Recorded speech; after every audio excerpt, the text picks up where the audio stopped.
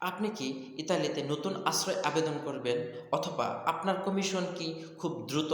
তাহলে আজকের ভিডিওটি অবশ্যই আপনার জন্য খুবই ইম্পর্টেন্ট।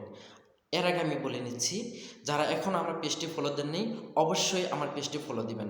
ধন্যবাদ।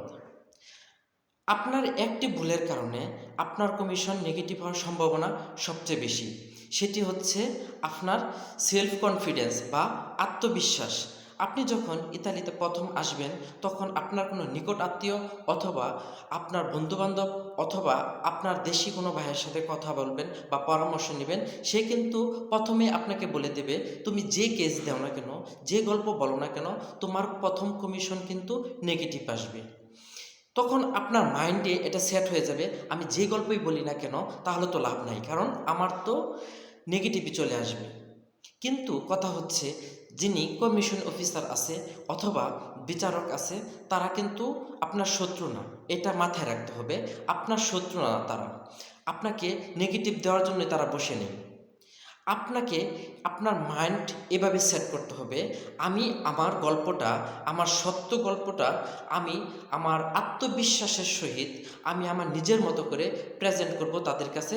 তাদেরকে যেভাবে পারি গল্প বলে, কথা বলে, প্রমাণ দিয়ে আমি আমার গল্পটাকে, আমার লাইফ রিস্ক বাংলাদেশে আছে এটা আমি প্রুভ করার চেষ্টা করব। শুধু আপনার মাইন্ডে যদি এই একটি মাইন্ড সেট করে নিতে পারেন যে অবশ্যই অবশ্যই আমি আমার সর্বোচ্চটা দিয়ে চেষ্টা করব, তাহলে আশা করা যায় কমিশন ইন্টারভিউর সময় আপনার সেলফ কনফিডেন্স আপনাকে আপনার ইন্টারভিউ ভালো করার জন্য, আপনার গল্প পজিটিভ হওয়ার জন্য অথবা আপনার কেসটা পজিটিভ হওয়ার জন্য, গল্পটা বিশ্বাসযোগ্য হওয়ার জন্য অবশ্যই অবশ্যই বড় সহায়ক হিসেবে কাজ করবে।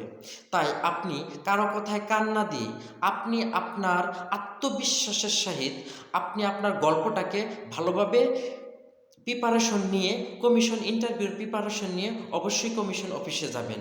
তাহলে আপনার গল্প বিশ্বাসযোগ্যতা বহু অংশে বেড়ে যাবে। এবং কারণ আপনার যখন আপনি আপনার গল্পটা বলবেন তখন কিন্তু কমিশন অফিসার যিনি থাকবেন তিনি কিন্তু আপনার দৃষ্টিভঙ্গি, বাচনভঙ্গি এবং কথা বলার স্টাইল এগুলো কিন্তু ফলো করবে। সেই ক্ষেত্রে যদি দেখে যে আপনার নিজের মাঝখানে, আপনার নিজের মধ্যে আপনার গল্প নিয়ে আপনার কোনো সেলফ কনফিডেন্স নাই, আত্মবিশ্বাস নাই, সেক্ষেত্রে কিন্তু আপনার সত্য ঘটনাও তারা কিন্তু সন্দেহ করতে পারে। তাই আমি আপনাকে বলে দেব, কারো কথায় কান না দিয়ে আপনি আপনার গল্পটাকে নিজের মতো করে উপস্থাপন করবেন, তাহলে আপনার গল্পের বিশ্বাসযোগ্যতা বহু অংশে বেড়ে যাবে। আপনার যদি ডকুমেন্টস ইতালিতে না হয় আপনাকে কিন্তু কেউ সহযোগিতা করবে না। আপনাকে আপনাকে ভুল পরামর্শ দিবে অবশ্যই।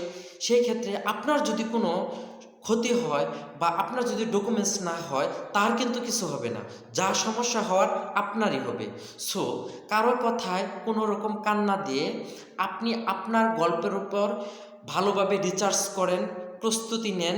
ইনশাল্লাহ আপনার গল্প যদি বিশ্বাসযোগ্যতা হয়, তাদের কাছে বিশ্বাসযোগ্য মনে হয় আপনার প্রমাণ সাপেক্ষে, তাহলে অবশ্যই অবশ্যই আপনি অবশ্যই ইতালিতে ডকুমেন্টস পাবেন।